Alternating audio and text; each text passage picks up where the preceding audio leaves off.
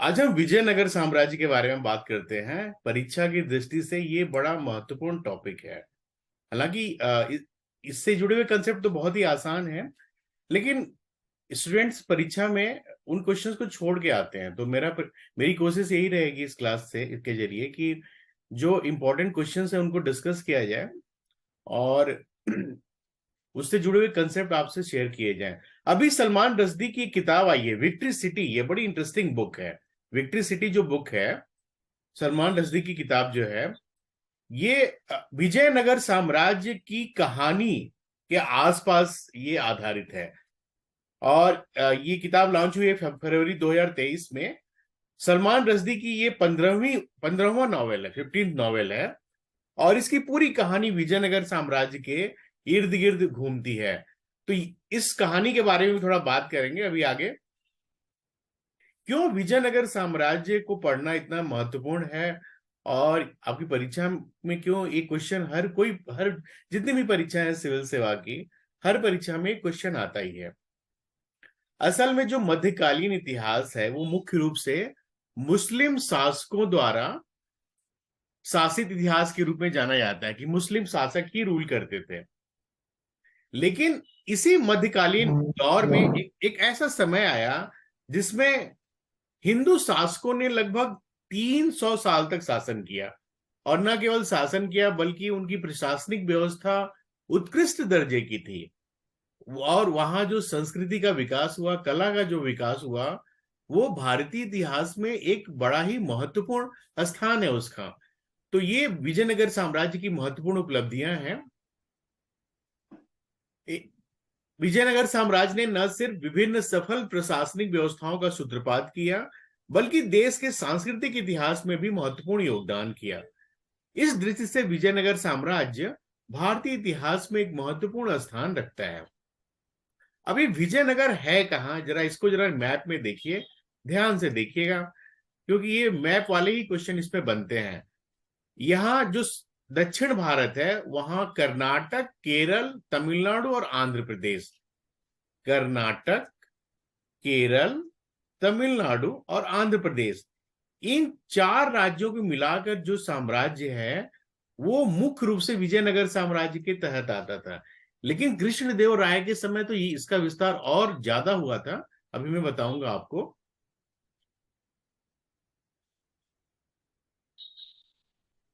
वर्तमान समय में जो हम्पी है या हस्तिनावती, वो विजयनगर उस पूरे इलाके को कह सकते हैं। और ये जो हम्पी का इलाका है, हम्पी, हम्पी की जरा स्थिति जरा देखिए यहाँ पे चित्र में। ये है आंध्र प्रदेश राज्य की सीमा के पास, मध्य कर्नाटक के पूर्वी हिस्से में, तुंगभद्रा नदी के तट पर ये हम्पी है।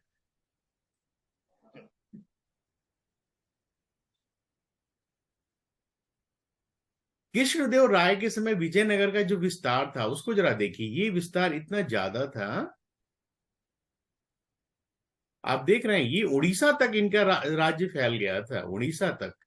इतना ज्यादा इसको ये पूरा एम्पायर था।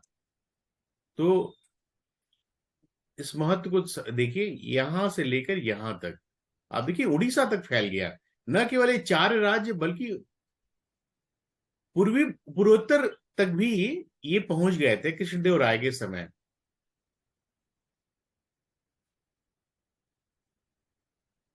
1336 ईस्वी में विजयनगर साम्राज्य की स्थापना हुई, और 1347 ईस्वी में बहमनी राज्य की स्थापना हुई।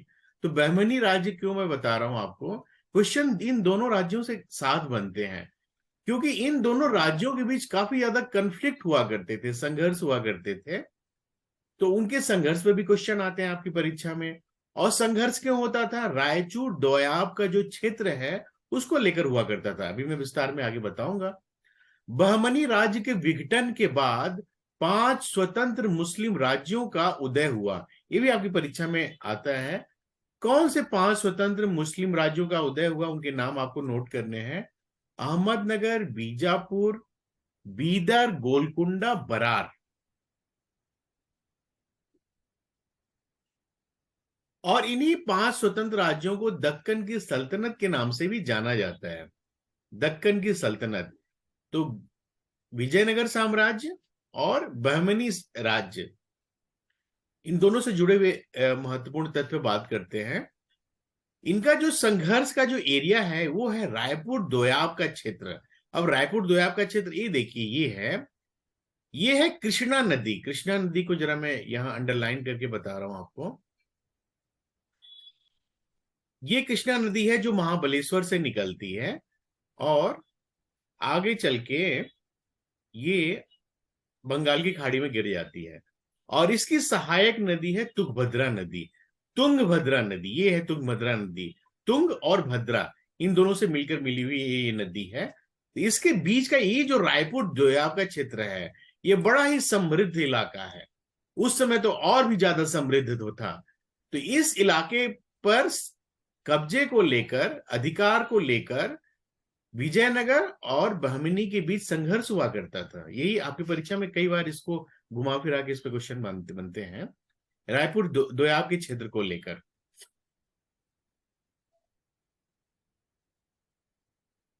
और कृष्णा और तुंगभद्रा नदियों का जो दोयाब क्षेत्र है, ये दोनों नदियां जब अपनी सहायक नदियों के साथ मिलती हैं तो भूमि का ये जो पथ का निर्माण होता है उसी ही दोयाब कहते हैं।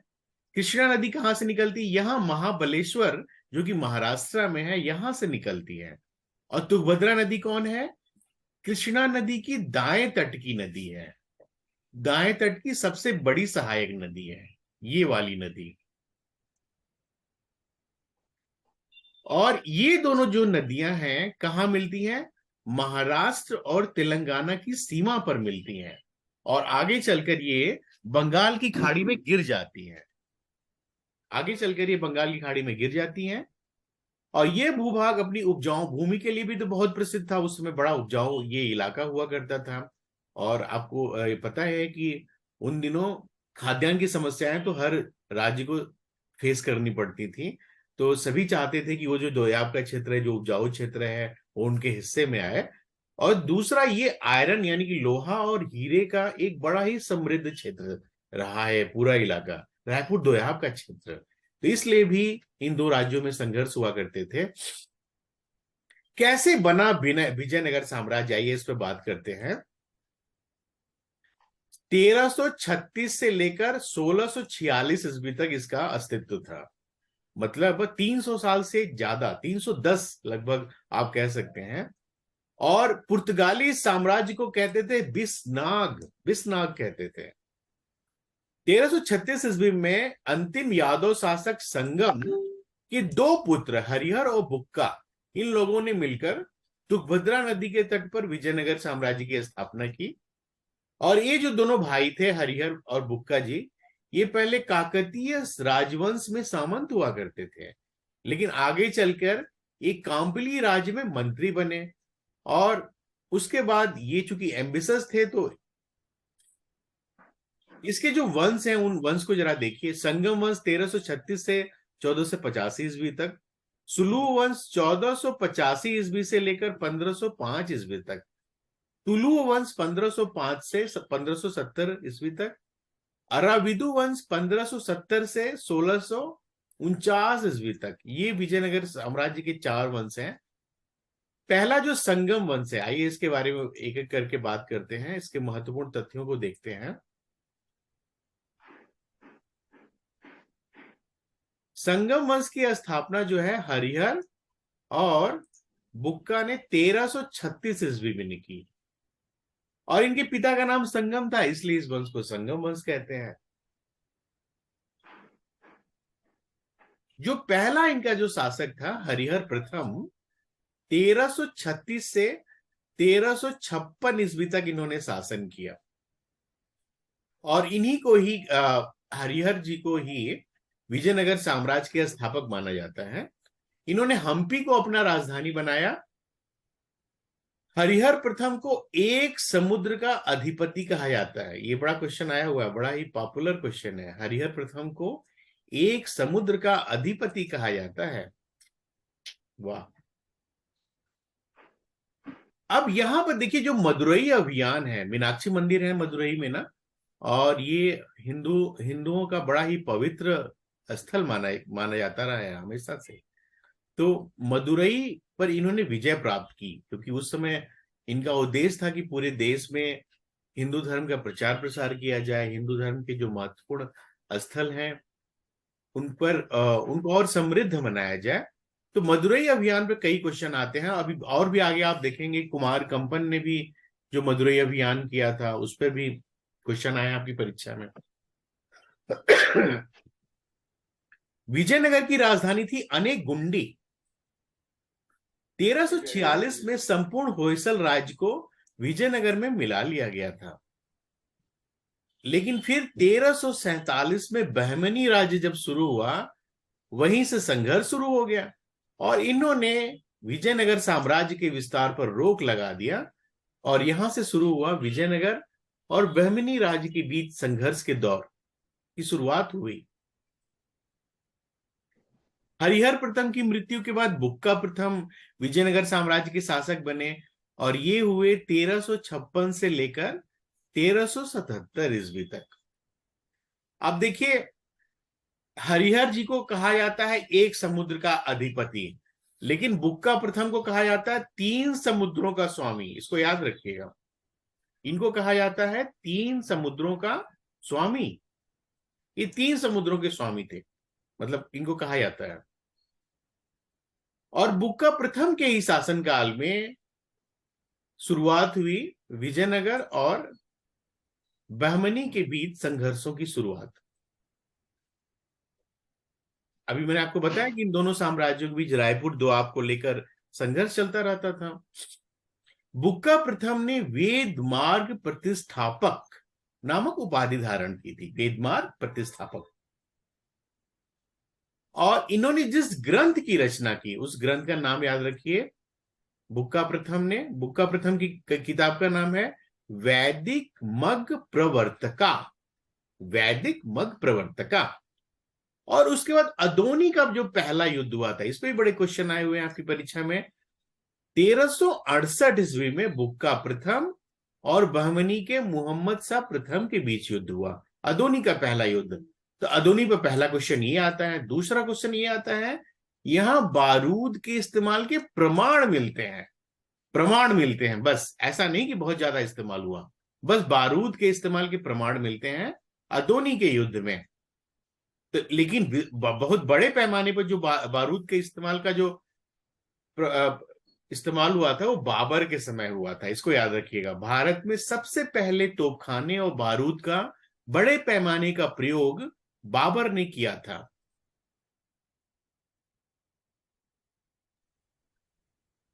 ये एक महत्वपूर्ण तथ्य है आपके लिए। अब यहां पर जो सबसे इंपॉर्टेंट चीज जो मैं आपसे बताना चाह रहा था पहले से ही, कि देखिए बुक्का प्रथम ने अपने पुत्र कुमार कंपन को भेजकर मदुरई अभियान के लिए भेजा था, कुमार कंपन को। और मैंने बताया कि मदुरई अभियान, इन सभी लोगों का सपना था कि मदुरई को अपने हिस्से में मिलाया जाए, लेकिन बीच बीच में मदुरई पर फिर कब्जा विभिन्न शासक कर लेते थे। और जो कुमार कंपन का जो अभियान है, इसका वर्णन कंपन की पत्नी श्रीमती गंगा देवी ने मदुरा विजयम में किया है। और इसी पर आधारित है सलमान रश्दी की जो नॉवेल जो भी हाल में आई है, विक्ट्री सिटी। इस फैक्ट को अच्छी तरीके से समझ के याद रख लीजिएगा, इस पर क्वेश्चन लगातार बनेंगे आपकी परीक्षा में। अब देखिए, जो मीनाक्षी मंदिर है मदुरई अभियान, उसके बारे में थोड़ा सा समझिए। 1310 ईस्वी में मलिक काफूर ने इस मंदिर में बड़ी लूटपाट किया था 1310 में। और यहाँ जो मीनाक्षी मंदिर का जो वर्तमान स्वरूप आप देख रहे हैं ना यहाँ पे, ये इसका निर्माण 1623 ईस्वी के से 1655 ईस्वी के बीच कराया गया था। और इसका निर्माण नायक वंश के शासक विश्वनाथ नायकर ने करवाया था। तो ये एक फैक्ट है आपकी परीक्षा के लिए। आते हैं विक्ट्री सिटी के बारे में बात करते हैं। तो विक्ट्री सिटी जो किताब है सलमान रश्दी की, कुमार कंपन की जो पत्नी गंगा देवी ने जो किताब लिखा है ना मदुरा विजयम, उसी को आधार बना के विक्ट्री सिटी की एक काल्पनिक उपन्यास बनाया गया है। और उसमें जो उसकी जो नायक है उनका वो उनका नाम रखा है सलमान रश्दी ने पंपा कंपन। मतलब ये नाम कुमार कंपन से ही प्रेरित होकर इन्होंने लिया है, पंपा कंपन। और इनको एक सांप मिला हुआ है कि इनकी उम्र बहुत ज्यादा होगी। तो इसमें किताब में 247 साल इनकी उम्र दिखाई गई है। और इन पंपा कंपड़ के पास जादुई शक्तियां हैं, और उस जादुई शक्तियों के जरिए इस साम्राज्य को अस्तित्व में लाते हैं। इस किताब में ऐसा लिखा गया है, ये फिक्शन नॉवेल है। और उसके बाद इसमें विजयनगर साम्राज्य की महिमा का भी वर्णन किया गया है। तो बस इतना ही जानिए, इससे ज्यादा इसके बारे में आपको नहीं जानना है। अब आते हैं अपने मुख्य बात पर। बुक्का प्रथम में चीन में राजदूत भेजा था। ये मतलब इंटरनेशनल रिलेशन की शुरुआत उस समय हो चुकी थी विजयनगर साम्राज्य में। इसके अलावा फिर उसके बाद अगले शासक कौन हो गए? हरिहर प्रथम, बुक्का प्रथम हो गए। उसके बाद जो दूसरे शासक, अगले शासक इसके हैं, वो है हरिहर द्वितीय। 1377 से 1404 ईस्वी तक इन्होंने शासन किया। और इनके दरबार में सुदर्शन संग्रह के लेखक माधवाचार्य, हरिविलास नामक ग्रंथ के लेखक श्रीनाथ और ऐतरेय ब्राह्मण के टीकाकार सायण उपस्थित थे। तो इनका जो दरबार था, इनके भी दरबार में बड़े महत्वपूर्ण कवि और लेखक हुआ करते थे, महत्वपूर्ण विद्वान हुआ करते थे हरिहर द्वितीय के समय। और हरिहर द्वितीय ने सबसे पहले महाराजा धीराज और राज परमेश्वर नामक उपाधियां धारण की। अब देखिए, छोटे छोटे क्वेश्चन बनते हैं, इसको बस एक बार बस पढ़ना है, आपको दिमाग में बैठा लेना है, कॉपी में नोट कर लेना है, और परीक्षा में क्वेश्चन को ठीक से सही करके आ जाना है। बस ये आपका उद्देश्य होना चाहिए।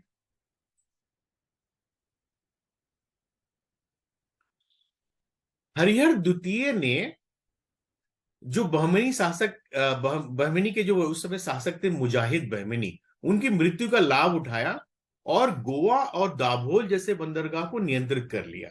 गोवा और दाभोल को नियंत्रित कर लिया और उत्तर पश्चिम में अपना नियंत्रण बढ़ाया, उत्तर पश्चिम में।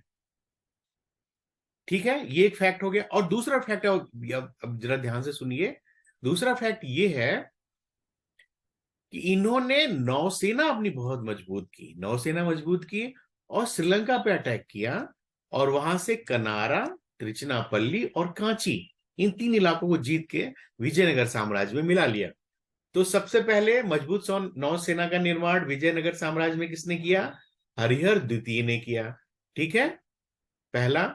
और दूसरा, इन्होंने गोवा और दाभोल जैसे बंदरगाहों को कंसोलिडेट किया, मतलब नौसेना पर भी फोकस किया और समुद्री व्यापार पर भी फोकस किया। बंदरगाह को मजबूत करना क्या यही उद्देश्य था इनका?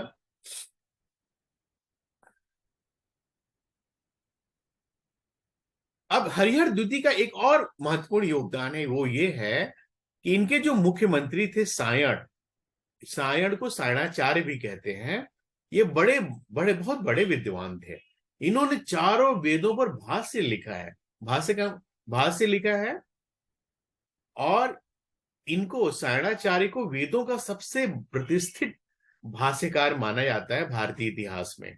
और आप देखिए, सायणाचार्य जो थे, उनकी जो विद्वत्ता आप इसी से समझ सकते हैं कि जगत गुरु शंकराचार्य ने भी भारत के महत्वपूर्ण वेदों पर भाष्य नहीं लिखा है, क्योंकि ये एक महायज्ञ जैसा काम था, महायज्ञ जैसा काम था वेदों पर भाष्य लिखना। संस्कृत के सैकड़ों विद्वान, ऐसा माना जाता है और ऐसा कहा जाता है कि संस्कृत के सैकड़ों विद्वान मिलकर भी वेदों पर भाष्य नहीं लिख सकते थे, लेकिन सायणाचार्य ने ये महान काम किया। तो इसमें भी क्वेश्चन आए हुए हैं, इसको याद करिएगा। सायण रचित वेद भाष्य उपलब्ध सबसे प्राचीन भाष्य है, जो जो काफी ज्यादा रिसर्च के बाद लिखा गया है, और इसको सबसे ज्यादा प्रमाणिक माना जाता है। ठीक है, तो ये तो विजयनगर साम्राज्य में हरिहर प्रथम, बुक्का प्रथम और हरिहर द्वितीय, ये 3 महत्वपूर्ण बातें हुई। अब हम आते हैं अगले शासक, अगले महत्वपूर्ण शासक के बारे में। अब देखिए, वही क्वेश्चन आते हैं जो महान शासक थे, जिन्होंने काफी लंबे समय तक शासन किया, जिन्होंने कला संस्कृति का विकास किया, जिन्होंने प्रणालियां बहुत अच्छी विकसित की, उन्हीं पर क्वेश्चन आते हैं। तो मैं वही बता भी रहा हूं आपको। उसके बाद अगले शासक बने देवराय प्रथम, 1406 से लेकर 1422 ईस्वी तक इन्होंने शासन किया।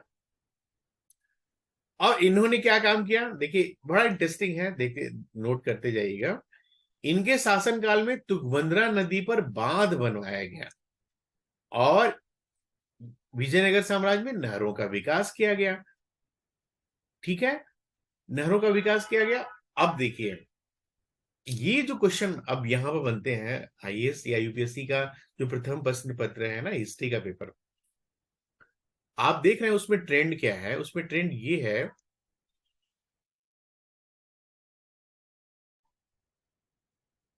हिस्ट्री और इकोनॉमिक्स दोनों मिला के प्रथम प्रश्न पर कर दिया गया है। तो आपने देखा था सिंधु घाटी सभ्यता में भी धौलावीरा में जलाशयों का विकास हुआ था, जो बड़ा ही उत्कृष्ट उत्कृष्ट किस्म के हाइड्रोलिक इंजीनियर्स माने जाते थे।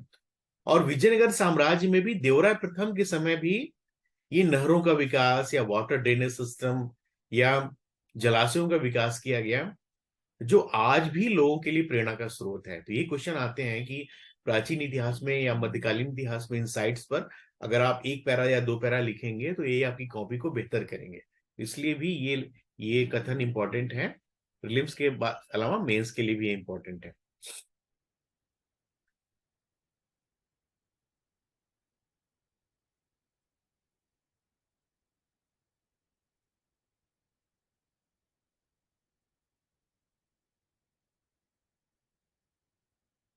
ये देखिए हम्पी में अभी जो खुदाई में हम्पी में ये जो मिला है, आप देखिए वाटर टैंक यहाँ पर, square water tank at Hampi, ये आप देख रहे हैं कितना उत्कृष्ट दर्जे का है। आज भी इस तरह के वाटर टैंक बनाना मतलब कम देखने को मिलता है। तो आप देख सकते हैं कि इस तरह के अगर वाटर टैंक उसमें विजयनगर साम्राज्य में बनाए जाते थे तो इनका कितना महत्व है। और ये अ, इन ये कितने नियोजित तरीके से इनको बनाया गया था। देवराय प्रथम के बारे में कुछ और जानते हैं। बुक्का प्रथम के समय बहमनी शासकों के साथ जो संघर्ष स्टार्ट हुआ था इनका, वो देवराय प्रथम के समय भी जारी रहा। और देवराय प्रथम का जो संघर्ष था वो था फिरोज शाह बहमनी के साथ। ठीक है, फिरोज शाह, तो यहाँ पे जो फैक्ट आपको याद रखने हैं, दो महत्वपूर्ण फैक्ट याद रखने हैं देवराय प्रथम के वाले पार्ट में, यहाँ पर इस स्लाइड में। एक तो फिरोज शाह बहमनी के साथ इनका जो संघर्ष हुआ है ये आपको याद रखना है। फिर 1420 ईस्वी में इटली का यात्री निकोलो कोंटी ये विजयनगर साम्राज्य में आया था और इसने बहुत तारीफ किया है, बहुत अपना यात्रा वृत्तांत में विजयनगर साम्राज्य की जो अभी मैं जलाशयों की स्थिति बता रहा था उसके बारे में बड़ा विस्तार से लिखा है, निकोलो कोंटी ने लिखा है। यात्री का नाम नोट करिए। इसने यात्रा वृत्तांत में किस पर जोर दिया है, वाटर ड्रेनेज सिस्टम के बारे में या जलाशय वाटर रिजर्वायर के बारे में, इस पर ध्यान दीजिएगा। और किसके साथ संघर्ष स्टार्ट हुआ, फिरोज शाह बहमनी के साथ इसका इनका संघर्ष स्टार्ट हुआ। एक क्वेश्चन आया हुआ है आपकी परीक्षा में, जरा देखिए स्क्रीन पे है। सुनार की बेटी का युद्ध किसके किसके बीच हुआ था, विजयनगर और बहमनी सल्तनत, विजयनगर और अहमदनगर, विजयनगर और गोलकुंडा, विजयनगर और बीदर। तो इसका उत्तर हुआ विजय फिरोज शाह और देवराय प्रथम के बीच सुनार की बेटी नामक युद्ध हुआ था। और इसमें देवराय जो है परास्त हो गए थे, हार गए थे, और देवराय को फिरोज ने परास्त कर उनकी पुत्री से विवाह कर लिया था। ये भी एक वन लाइनर क्वेश्चन आया हुआ है आपकी परीक्षा में।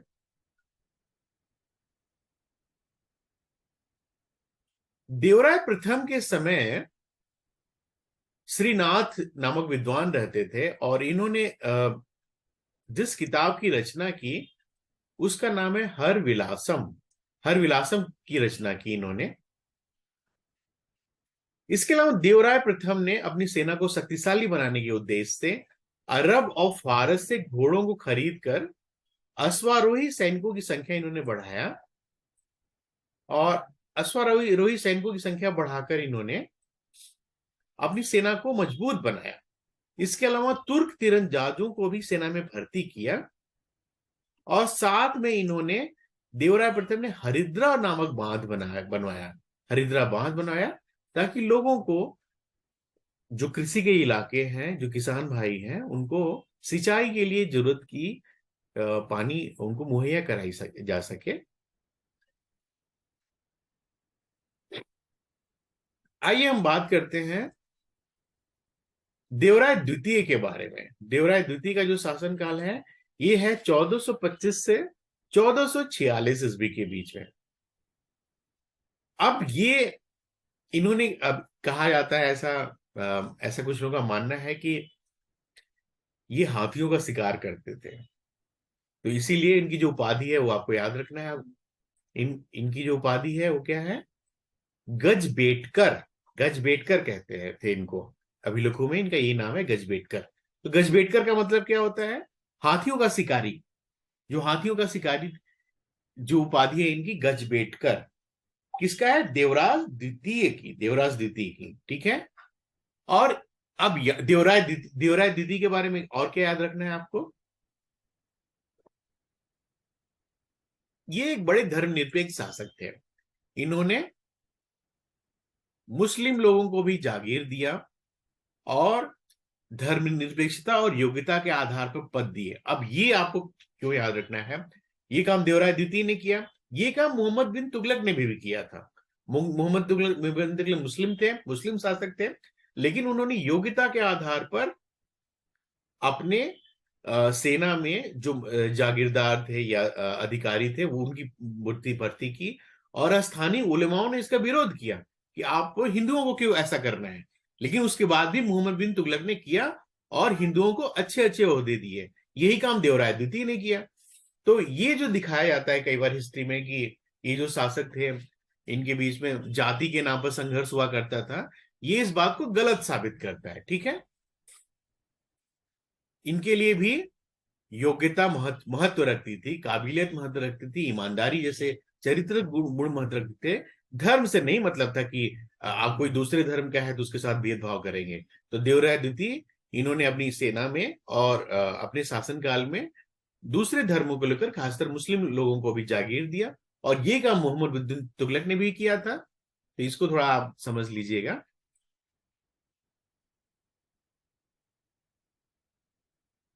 और अलाउद्दीन खिलजी ने भी क्या था? अलाउद्दीन खिलजी ने भी योग्यता के आधार पर हिंदुओं को अपने पदों पर नियुक्तियां की थी, इसको भी ध्यान में रखिएगा।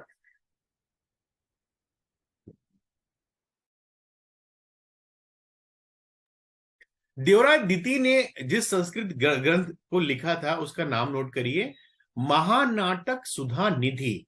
एक संस्कृत का ग्रंथ है, संस्कृत भाषा में लिखा गया ग्रंथ है। और इन्होंने जो बड़े उस समय के बहुत बड़े फिलासफर थे, प्राचीन दार्शनिक बादरायण, उनके ब्रह्मसूत्र पर टीका भी लिखा था, एनालिसिस भी लिखा था। तो यहाँ पे दो चीजें याद रखिए, देवराय द्वितीय ने क्या क्या किया था? महानाटक सुधानिधि नामक संस्कृत ग्रंथ को लिखा था और बादरायण के ब्रह्मसूत्र पर टीका लिखा था, ठीक है, इसको याद रखिएगा।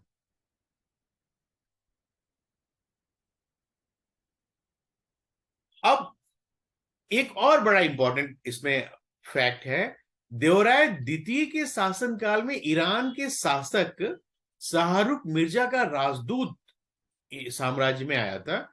उस राजदूत का नाम है अब्दुल रज्जाक। अब ये क्या कहानी है उसको थोड़ा समझते हैं।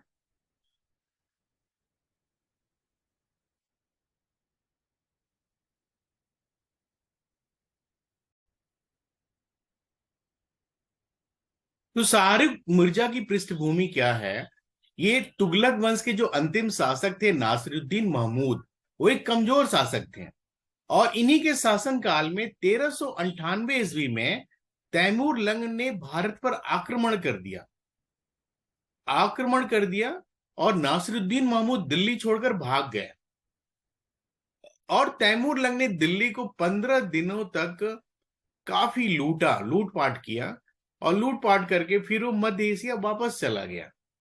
और जाते समय इसने खिज्र खां को प्रशासक नियुक्त किया। लेकिन खिज्र खां ने देखा कि उस समय तुगलक वंश का कोई भी शक्तिशाली शासक मौजूद नहीं है, तो उसने 1414 ईस्वी में दिल्ली में सैयद वंश की नींव रखी। और 1405 में तैमूर लंग की मृत्यु हो गई थी और उसकी मौत के बाद ही ईरान का शासक बना शाहरुख मिर्जा, ठीक है।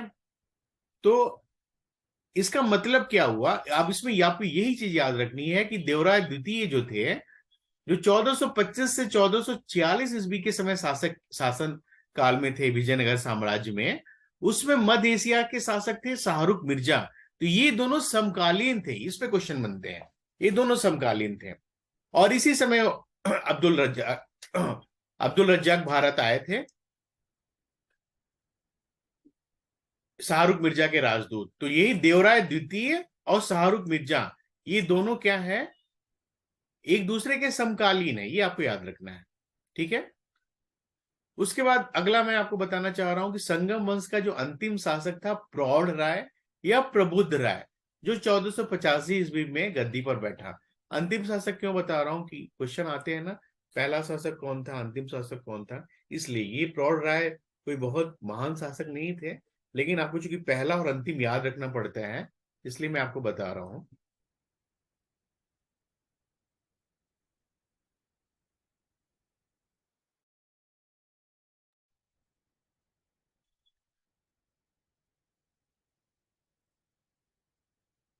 इसके बाद सुलू वंश की शुरुआत होती है 1485 ईस्वी से लेकर 1505 ईस्वी तक।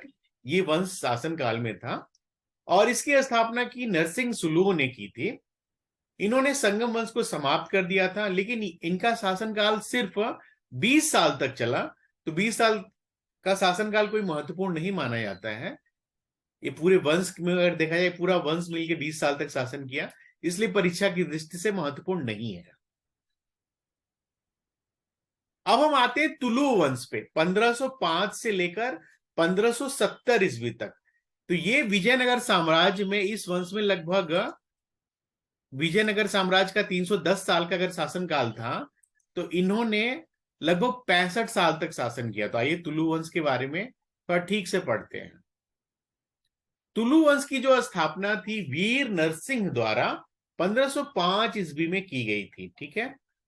इस वंश के जो शासक थे कृष्णदेव राय, ये सबसे महान शासक माने जाते हैं विजयनगर साम्राज्य के, कृष्णदेव राय। और इन्होंने अपनी मां के नाम पर विजयनगर के समीप नगलपुरम की स्थापना की। इनकी पिता का नाम था तुलुवा नरसा नायक और माता का नाम नागला देवी था। तो इन्हीं के नाम पर, माता जी के नाम पर, इन्होंने नगलपुरम की स्थापना की, याद रखिएगा।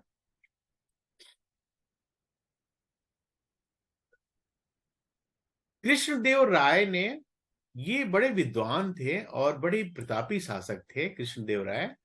इन्होंने अमुक्त माल्यद नामक तेलुगु के प्रसिद्ध ग्रंथ और संस्कृत में जाम्बवती कल्याणम, इन दो पुस्तकों की रचना की। अमुक्त माल्यद ग्रंथ में कृष्णदेव राय की प्रशासनिक नीतियों और उसके राजनीतिक विचारों का उल्लेख किया गया है। कई बार आता है कि अमुक्त माल्यद जो ग्रंथ है किस भाषा में लिखा गया है, तो तेलुगु में लिखा गया है। इसका जो कंटेंट क्या है, इसकी सामग्री क्या है, तो सामग्री प्रशासनिक नीतियों और राजनीतिक विचारों पर आधारित है।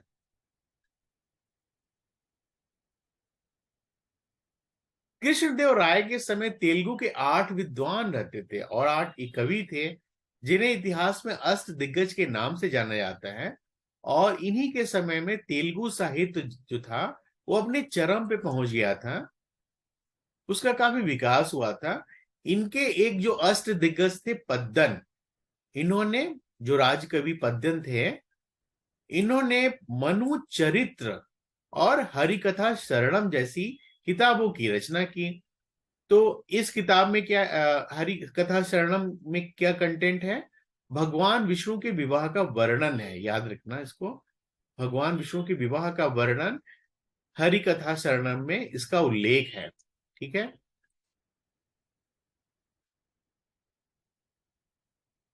इनके एक महत्वपूर्ण अष्ट दिग्गज थे तेनाली रामाकृष्णा।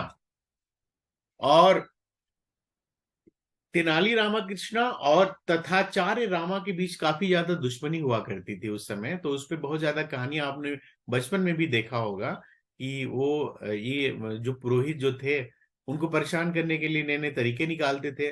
और तेनाली रामाकृष्णा जो थे, अपने समझदारी से उन समस्याओं से बाहर निकल जाते थे। बहमनी के सुल्तान महमूद शाह को कृष्णदेव राय ने परास्त किया था, ये भी क्वेश्चन आता है। और ये प्रतापी शासक थे, इन्होंने कई राज्यों को हराकर अपने शासन का विस्तार किया। तो रायचूर, गुलबर्ग और बीदर, इन दुर्गों पर विजयनगर की ध्वजा फहरने लगी। मतलब ये जो इलाके थे इनके साम्राज्य के अधीन आ गए। लेकिन बाद में इन्होंने महमूद शाह को उसका राज्य लौटा दिया, और इस वजह से इन्होंने एक उपाधि धारण की, जिसपे क्वेश्चन आते हैं। उस उपाधि का क्या नाम है? यवन राज्य स्थापनाचार्य। इसको याद रखना है, यवन राज्य स्थापनाचार्य। ठीक है। इसके अलावा पुर्तगालियों के साथ इनके संबंध काफी अच्छे थे। तो पुर्तगाली उस समय टेक्नोलॉजी में बड़े माहिर थे, मतलब युद्ध कला कौशल, तो खाने होने का विकास करते थे। तो ये चाहते थे कि तो पुर्तगाली आए और उनकी सेना में इस तरह की जो नई टेक्नोलॉजी है उसका समावेश करें। तो इस वजह से पुर्तगालियों को भी इन्होंने संरक्षण दिया। 15वीं सदी के अंत तक विजयनगर साम्राज्य काफी शक्तिशाली हो गया था इनकी वजह से, कृष्णदेव राय जी की वजह से। और इन्होंने रायपुर दोआब को जीतकर अपने इलाके में मिला लिया। इसके अलावा अपनी सेना को बहमनी राज्य के अंदर तक ले गए और उड़ीसा को भी पराजित किया था। ये साम्राज्य का जरा विस्तार देखिए। ये पूरा जो इलाका है विजयनगर साम्राज्य के अधीन आ गया। बुरहानपुर, देवनगिरी, देवगिरी, अहमदनगर, बीजापुर, रायपुर, दोयाब, द्वार समुद्र, मदुरई, वारंगल, ये पूरा इलाका जो है विजयनगर के दायरे में आ गया। तो इसके अलावा वैष्णव धर्म के अनुयायी थे, और इन्होंने अपने शासन काल में दूसरे धर्म के लोगों को भी नियुक्त किया था। ठीक है। इसके अलावा जो क्वेश्चन एक और आता है कि कृष्णदेव राय मुगल वंश में किस शासन के समकालीन थे? ये बाबर के समकालीन थे। ये बाबर के समकालीन थे। और ये कैसे पता चलता है? मतलब एक तो उस तिथि से पता चल जाता है। इसके अलावा बाबर नामा जो बाबर की किताब है उसमें इन्होंने कृष्णदेव राय को दक्षिण भारत का सबसे शक्तिशाली सम्राट बताया है। बाबर की मृत्यु 1530 में हो गई थी, और कृष्णदेव का भी शासनकाल 1530 में खत्म हो गया था। तो ये दोनों एक दूसरे को ठीक से जानते थे, हालांकि इनका इंटरेक्शन नहीं हुआ। भारतीय कला, संस्कृति और स्थापत्य के क्षेत्र में विजयनगर साम्राज्य के योगदान की चर्चा करें। ये क्वेश्चन आपकी परीक्षा में आया हुआ है पेपर 1 में, आर्ट एंड कल्चर में। तभी इस पार्ट को भी डिस्कस करेंगे हम आगे। तालीकोटा का एक युद्ध हुआ था, इस पे क्वेश्चन आते हैं, बहुत कई बार आए हुए हैं। तालीकोटा या बन्नी हट्टी या राक्षसी तांगड़ी का युद्ध, ये सब एक ही नाम है। तो ये किसके किसके बीच हुआ था? विजयनगर साम्राज्य और गोलकुंडा, अहमदपुर, बीजापुर, बीदर, ये लोग मिलकर लड़े थे। ये 4 साम्राज्य और विजयनगर साम्राज्य मिलकर, विजयनगर साम्राज्य एक तरफ था और दूसरी तरफ ये 4 राज्य थे, गोलकुंडा, अहमदनगर, बीजापुर और बीदर। तो फिर कौन शामिल नहीं हुआ था? तो दक्कन में 5 राज्य है ना, तो पांचवा कौन सा राज्य शामिल नहीं हुआ था? बरार। ये याद रखना आपको, बरार इसमें शामिल नहीं हुआ था।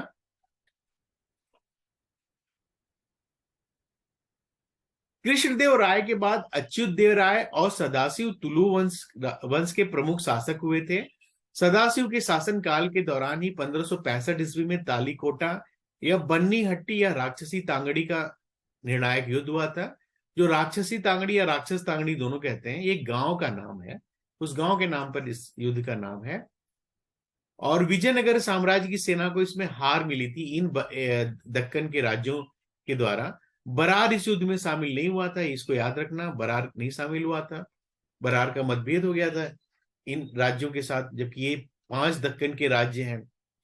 और इस युद्ध के बाद विजयनगर साम्राज्य का पतन लगभग स्पष्ट हो गया था। और इस युद्ध की गणना भारत के विनाशकारी राज्य युद्धों में की जाती है। और इस युद्ध में एक बड़े महत्वपूर्ण नायक थे राम राय। राम राय ही इस युद्ध के जनक माने आते हैं। इन्होंने ही फूट डलवाकर उन राज्यों को अलग किया था, बाद में इन लोगों को पता चल गया था। तो राम राय की बहुत नृशंस हत्या हुसैन शाह ने कर दिया था। तालीकोटा की लड़ाई के समय सदाशिव राय विजयनगर साम्राज्य का शासक था, लेकिन वो एक कठपुतली शासक था और वास्तविक शक्ति राम राय के ही हाथ में थी। अब हम आते हैं विजयनगर के अंतिम शासन के बारे में, अराविदु वंश, जो कि 1542 से लेकर 1646 ईस्वी तक ये शासन इन्होंने शासन किया। ये विजयनगर का अंतिम राजवंश था। अराविदु वंश की स्थापना 1570 ईस्वी में तिरुमल ने की थी। वेंकटपति देव राय इस वंश के प्रमुख शासक थे और इन्होंने दक्कन के सुल्तानों से काफी ज्यादा विजय प्राप्त की उनको हराकर। और अरावली राजवंश ने विजयनगर साम्राज्य पर पेनुकोंडा और चंद्रगिरी इन दो स्थानों से शासन किया। मैं इसको रिपीट करता हूं, एक महत्वपूर्ण तथ्य है। अराविदु राजवंश ने विजयनगर साम्राज्य पर पेनुकोंडा और चंद्रगिरी इन दो स्थानों से शासन किया और यहां की जो युद्ध कला थी अश्व सेना पर आधारित थी।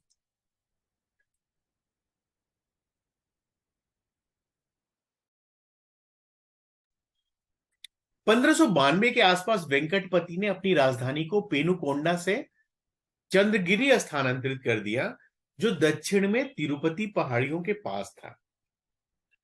फिर 1604 के बाद इन्होंने अपनी राजधानी को चंद्रगिरी से वेल्लूर किले में स्थानांतरित किया। तो ये जो स्थानांतरण है ना राजधानियों का, इसको याद रखना है आपको।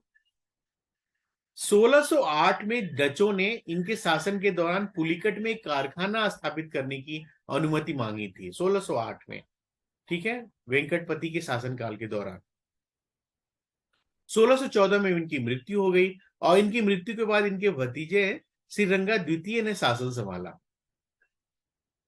विजयनगर साम्राज्य का अंतिम शासक कौन था, यह भी कई बार परीक्षा में आया हुआ है। श्रीरंगा तृतीय, जो 1642 से 1652 ईस्वी तक इन्होंने शासन किया। इसके बाद विजयनगर का पतन लगभग हो गया था और जब इनकी मृत्यु हुई श्रीरंगा तृतीय की, उस समय इनका कोई भी राज्य बचा ही नहीं था। उसके पूरे इलाके पर दूसरे राज्यों ने, दूसरे लोगों ने आक्रमण करके उसे अपने क्षेत्र में मिला लिया था। इस तरह विजयनगर साम्राज्य का अंत हो गया। इनकी 3 जो शताब्दियों का शासनकाल था। अब जरा महत्वपूर्ण मुद्दों पर आते हैं। इन्होंने जल संकट का समाधान करने के लिए वाटर ड्रेनेज सिस्टम का विकास किया।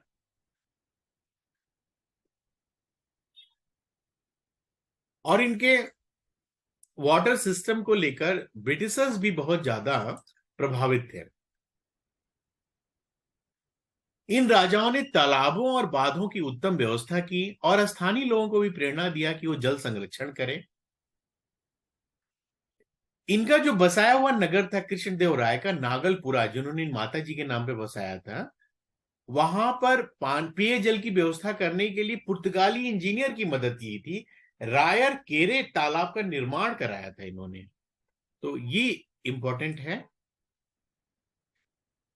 जो नागलपुरा का जो इलाका था, जो इन्होंने अपनी माता जी के नाम पर स्थापित किया था, वहां पर पुर्तगालियों की मदद से रायर केरे तालाब का निर्माण कराया था कृष्णदेव राय ने। 1520 में पुर्तगाली यात्री पेइस ने विजयनगर की यात्रा की। पुर्तगाली यात्री का नाम याद रखिए। और इन्होंने, जो पुर्तगाली यात्री हैं, उन्होंने कृष्णदेव राय द्वारा स्थापित जो शहर था नागलपुरा, नागलपुरा आज जो होस्पेट है ना, होस्पेट के इलाके को नागलपुरा कहते थे, वहां पर पानी की आपूर्ति के लिए बनाए गए जलाशय के बारे में इन्होंने जो लिखा है उसको जरा पढ़िए। आपकी स्क्रीन पे लिखा है, बड़ा इंटरेस्टिंग है। राजा ने एक जलाशय बनवाया जिसकी चौड़ाई तोप से छोड़े गए गोले के द्वारा मापी गई दूरी के बराबर है। वह 2 पहाड़ियों के बिल्कुल बीच में स्थित है, जिससे जो भी पानी किसी भी तरफ से आता है वो आकर उसमें जमा हो जाता है। इसे बनाने के लिए राजा ने एक पूरी पहाड़ी को तोड़वा डाला है और इस स्थान पर जलाशय बनाया है। फिर पेइस लिखता है कि इस जलाशय में मैंने 15 से 20 हजार लोगों को काम करते हुए देखा है, जो ऊपर से चींटी की तरह नजर आते हैं। इतने लोगों के एक साथ काम करने से जलाशय का निचला स्तर बिल्कुल नजर नहीं आता है। राजा ने इस जलाशय के निर्माण का कार्य कई अधिपतियों को सौंप दिया था, जो उनके अधीन काम करने वाले लोगों पर नजर रखते थे, जिससे जलाशय सही वक्त पर तैयार हो सके। तो आप देखिए उस समय का जो लेखन था वो भी बड़ा इंटरेस्टिंग था। अब हम आते हैं यहाँ की जो शासन प्रणाली है उसके बारे में बात करते हैं। दो चीजें याद रखनी है, एक तो नायंकर व्यवस्था, दूसरा आयंगर व्यवस्था। ये दो व्यवस्थाएं थी इनकी शासन प्रणाली की। तो नायंकर व्यवस्था क्या थी? प्रांतीय व्यवस्था को नायंकर व्यवस्था कहते थे। और आयंगर व्यवस्था क्या है? ग्रामीण प्रशासन की व्यवस्था थी। मतलब जो अर्बन एडमिनिस्ट्रेशन है वो नायंकर व्यवस्था है, जो रूरल एडमिनिस्ट्रेशन है वो आयंगर व्यवस्था है। ठीक है। तो नायंगर जो शासन प्रणाली है उसमें से नायक हुआ करते थे, और ये क्या करते थे, इनको इनका जो अमरम जो है ना, अमरम एक भूखंड को कहा जाता था। तो नायकों को ये भूखंड रखना पड़ता था, दिया जाता था, और उनको सेना रखनी पड़ती थी। ये सेना इसलिए रखते थे कि बाद में चलकर अगर राजा को अतिरिक्त सेना की जरूरत पड़े तो वो उनकी मदद कर सके। नायकों के पद वंशानुगत हुआ करते थे, और इनके व्यवहार को नियंत्रित करने के लिए कृष्णदेवराय ने महामंडलेश्वर नामक एक अधिकारी की नियुक्ति की थी। ठीक है। नायंकर व्यवस्था में साम्राज्य की समस्त भूमि को तीन भागों में विभाजित किया गया था। तीन भाग क्या है भूमि के? एक तो भंडारवाद भूमि है। भंडारवाद भूमि ये क्या है? ये राजकीय भूमि होती थी। राजकीय भूमि मतलब सरकार के हिस्से की भूमि होती थी, ये भूमि कम होती थी। दूसरा है समरण भूमि। ये क्या है? सैनिक सेवा के बदले ये नायकों को दी जाती थी, ये ज्यादा हुआ करती थी इस भूमि। ये लगभग 3/4 हुआ करती थी कुल भूमि की। और तीसरी है मान्या भूमि। मान्या भूमि क्या है? ये जो ब्राह्मणों को या मंदिरों या मठों को जो भूमि दान में दी जाती थी, वो मान्य भूमि के तहत आती थी, नायंकर व्यवस्था के तहत। और नायंकर व्यवस्था का अध्ययन किसने किया है? पुर्तगाली लेखक नूनीज और पायस, इन दो लोगों ने किया है। अब हम आते हैं आयंगर व्यवस्था। आयंगर व्यवस्था ये रूरल एडमिनिस्ट्रेशन है। नायंगर अर्बन एडमिनिस्ट्रेशन, शहरी प्रशासन की बात करता है। आयंगर क्या? ग्रामीण प्रशासन की बात करता है। तो आयंगर में व्यवस्था में क्या है? हर गांव में 12 पदाधिकारियों की नियुक्ति की जाती थी, और इन्हीं पदाधिकारियों को कहते थे आयंगर। ठीक है।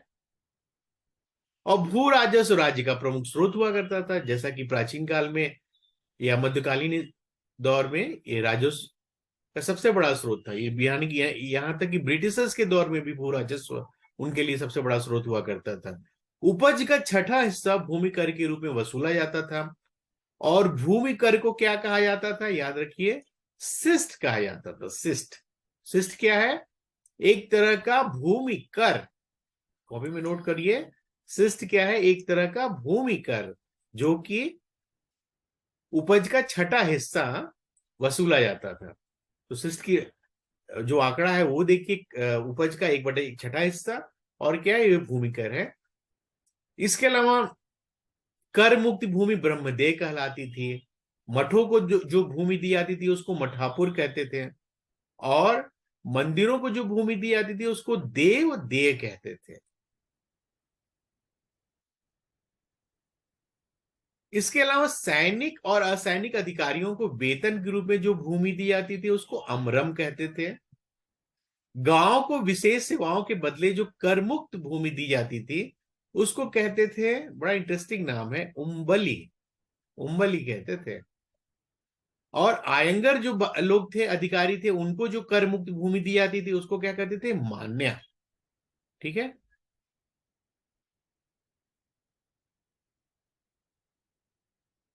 अब अमर नायक प्रणाली क्या थी उस समय की?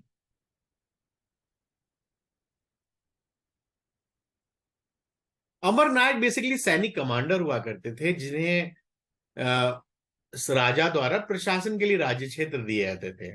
और अमर नायक किसानों तथा व्यापारियों से भू राजस्व तथा अन्य कर वसूलते थे। राजस्व का कुछ भाग मंदिरों तथा सिंचाई के साधनों के रखरखाव के लिए भी खर्च किया जाता था। अमर नायक प्रणाली विजयनगर साम्राज्य की एक प्रमुख राजनीतिक खोज थी। और ये इसको कहां से लिया गया था? दिल्ली सल्तनत में जो इक्ता प्रणाली थी वहां से लिया गया था।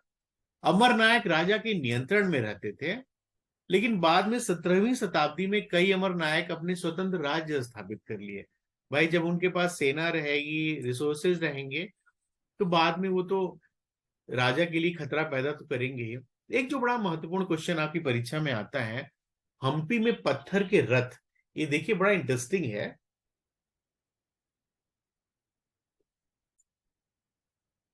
हम्पी में जो पत्थर के रथ हैं, ये बड़ा उत्कृष्ट कला का नमूना पेश करते हैं। और ये भारत में 3 प्रकार के रथ हैं। एक तो हम्पी में पत्थर के रथ आप देखते हैं, दूसरा कोणार्क जो उड़ीसा में है, कोणार्क, वहां पे पत्थर के रथ मिलते हैं आपको। और तीसरा तमिलनाडु में है, महाबलीपुरम। तो इन 3 जगहों के नाम याद रखिए। एक तो हम्पी में पत्थर के रथ मिलते हैं, दूसरा कोणार्क यानी उड़ीसा में, और तीसरा महाबलीपुरम में पत्थर के रथ। ठीक है। इसका निर्माण, जो हम्पी वाला जो पत्थर के रथ है, 16वीं शताब्दी में विजयनगर शासक जो राजा कृष्णदेव राय थे, उन्होंने करवाया था। और ये रथ किस चीज का प्रतीक है? भगवान विष्णु के आधिकारिक वाहन गरुड़ को समर्पित एक मंदिर की बात करता है। ठीक है। ये जो हम्पी का जो इलाका है, उत्तर में तुंगभद्रा नदी और 3 ओर से पथरीले ग्रेनाइट के पहाड़ों से घिरा हुआ है।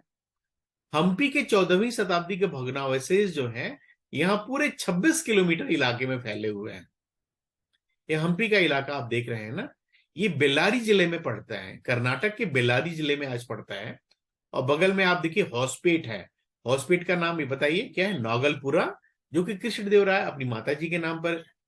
तो ये जो 3 चीजें हैं, इनको मैं थोड़ा अंडरलाइन कर दूं ताकि आपको याद करने में आसानी रहे। जो हम्पी है, यहीं पे देखिए हॉस्पेट है। ये हम्पी है, हॉस्पेट है, ये बल्लारी इलाके में है। यहां से क्वेश्चन आपके बनते हैं। हम्पी में पत्थर का रथ, हॉस्पेट जो है ये वही नागलपुरा का इलाका है जो कृष्णदेव राय ने अपनी माता जी की याद में बनाया था, और ये बेल्लारी जिले में आता है।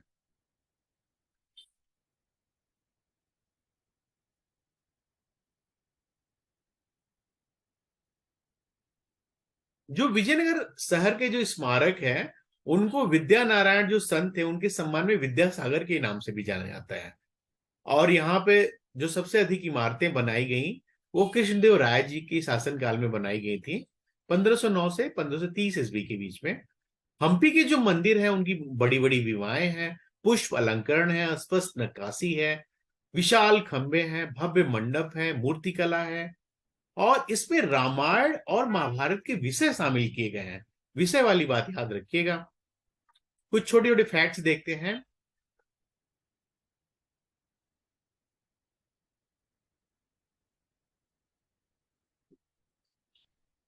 विजयनगर की मुद्रा का नाम क्या था? पैगोडा विजयनगर की मुद्रा थी।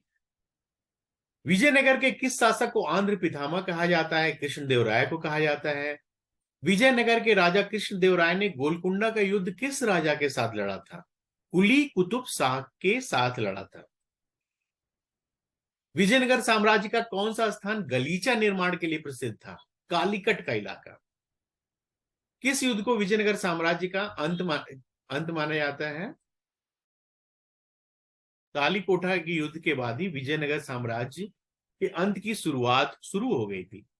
किस शासक ने दहेज प्रथा को अवैधानिक घोषित किया था? देवराय द्वितीय ने दहेज प्रथा को अवैधानिक घोषित किया था। याद रखिए, बहुत इंपॉर्टेंट है। किस शासक ने तुंगभद्रा नदी पर बांध बनाया था? देवराय प्रथम ने बनवाया था। किस शासन में वर और वधु दोनों से कर लिया जाता था? तो ये विजयनगर साम्राज्य की खास बात थी, वर और वधु दोनों से कर लिया जाता था। विठल मंदिर जो विजयनगर का है, वो कहाँ स्थित है? हम्पी में स्थित है। इसी तरह एक विरूपाक्ष मंदिर है, वो भी हम्पी में स्थित है।